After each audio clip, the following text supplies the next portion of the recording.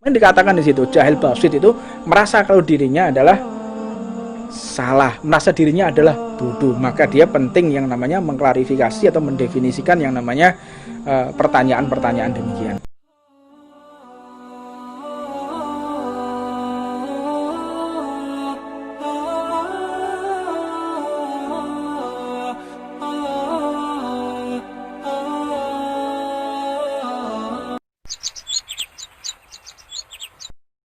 Bismillahirrahmanirrahim.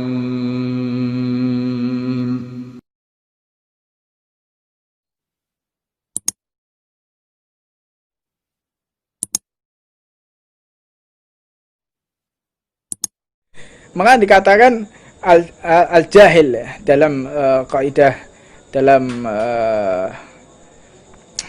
usul fikih ya. Itu dikatakan jahil itu isnain. Jahil itu ada dua. Ada namanya jahil basit, ada namanya jahil murakkab. Jahil basit itu orang dia bodoh merasa dirinya bodoh. Saya ini bodoh. Berarti saya harus belajar. Saya kurang pengetahuan. Saya harus banyak-banyak untuk mencari ilmu. Jahil basit. Jahil basit itu merasa dirinya butuh dengan orang lain dan menerima nasihat orang lain. Dan ini sebaik-baik manusia. Sebaik-baik manusia yang dia mau mendengarkan nasihat orang lain, mau mendengar, gelem ngrungokno, dan tidak memutus pembicaraan seseorang. Ciri-ciri orang yang cerdas ya. Dia tidak suka memutus pembicaraan orang lain. Nabi Muhammad itu mencontohkan Rasulullah tidak pernah memutus pembicaraan siapapun. Itu Rasulullah SAW. Akhlaknya Nabi Muhammad. Kalau ada orang cerita didengarkan Rasulullah. Padahal Rasulullah itu punya database-nya dunia. Kapan kiamat Rasulullah itu tahu. Sebagaimana diceritakan ketika di hadis Arba'in An-Nawawiyah dalam kitabnya Jauhar Lu'lu'yah.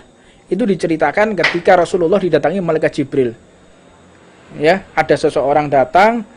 Jadi dia tidak tampak orang kalau lagi bepergian, karena kalau orang bepergian di masa itu belum ada aspal, tentunya berdebu, tentunya as-as aghbar, jadi tentunya banyak compang-campingnya, nggak rapi lah begitu. Tapi ini ada orang nggak dikenal semua orang ada orang datang, terus tiba-tiba datang di majelis, di situ ada Sayyidina Umar menempelkan lututnya ke lutut Rasulullah, si orang ini. Langsung nempelkan begitu, lututnya ditempelkan ke lututnya Rasulullah.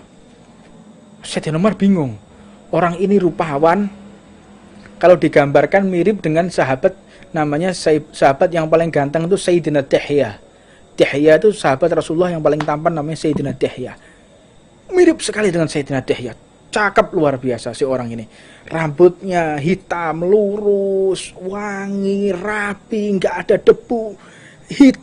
Wajahnya itu sempurna, tetapi tetap sesempurna apapun tidak bisa mengungguli wajah sempurnanya Rasulullah Shallallahu Alaihi Wasallam. Maka akhirnya lututnya ditempelkan ke lututnya Rasulullah dan tangannya ditempatkan di atas lutut Rasulullah di bagian paha, tempelkan begitu. Bingung ini Sayyidina Umar, siapa orang ini? Kok beraninya seperti ini? Sehingga tanya, matas sa'ah, kapan kiamat?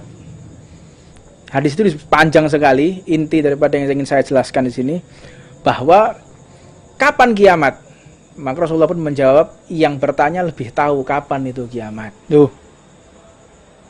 Ternyata ketika selesai, karena di situ muncul yang namanya Arkanul Islam, ya, mohon maaf, Arkanuddin, rukunnya agama.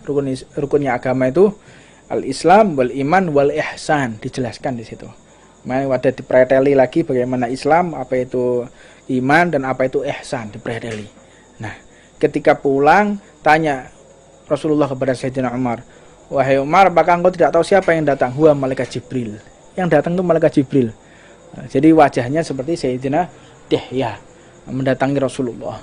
Nah, itu pun mengerti sebetulnya Rasulullah itu kapan kiamat, ngerti. Orang ini umurnya sampai kapan Rasulullah itu tahu. Tapi Nabi Muhammad ketika ada orang berbicara tidak pernah mutus Rasulullah. Dengarkan dulu.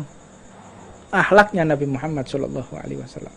Maka semakin cerdas seseorang itu, dia semakin bisa menghargai pembicaraan orang lain. Itu orang cerdas kayak begitu. Dan dia kalau tidak bisa menjawab hendaknya, dia mengatakan tidak tahu. Jahil basit itu ya.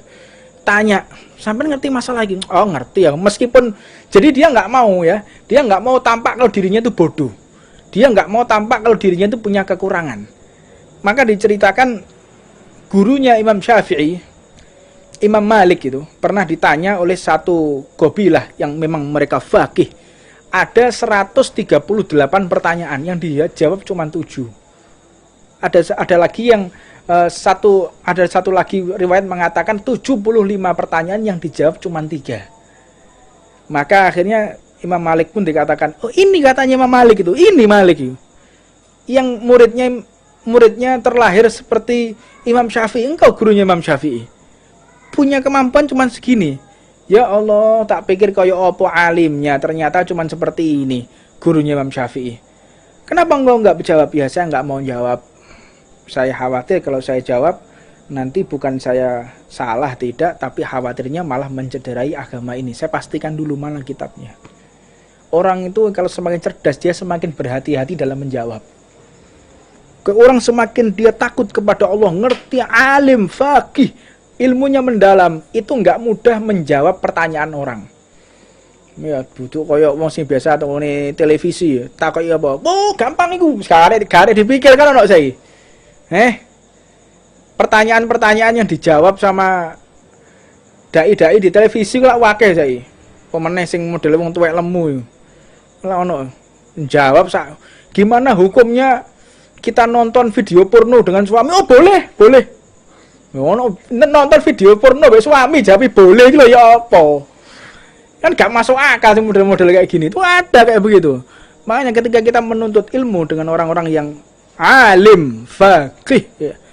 Sebagaimana Habib Jamal itu pernah cerita, beliau itu punya guru, seorang faqih. Kalau ngajar itu nggak pernah pakai kitab, ya, nggak pernah pakai kitab. Beliau itu bertanya dengan satu pertanyaan, beliau menjelaskan pertanyaanmu itu ada di dalam kitab ini halaman sekian. Tapi saya nggak mau jawab. Saya tahu jawabanmu itu ada di kitab ini halaman sekian, paragrafnya seperti ini. Tapi besok ya tak jawab, nggak sekarang. Saya mau buka dulu kitabnya. Kayak gitu orang alim itu modelnya. Bukan dia menutupi ketidaktahuan dengan menjawab asal-asalan. Ini banyak orang seperti itu. Dia mendefinisikan segala sesuatu sesuai dengan nafsunya, bahkan bukan fan ilmunya. Dia takut masalah kesehatan, jawab. Takut masalah apapun, jawab. Ditanya masalah mobil, tahu. Ditanya masalah motor, tahu. Takut masalah becak, ngerti, jawab pisan. Masalah paru-paru, tahu juga. Ditanya ya apa yang jawab, tapi gak karu-karuan. Nah, ini menunjukkan orang ini jahilnya jahil murakkab. Yang dikatakan di situ, jahil basit itu merasa kalau dirinya adalah salah, merasa dirinya adalah bodoh. Maka dia penting yang namanya mengklarifikasi atau mendefinisikan yang namanya pertanyaan-pertanyaan demikian.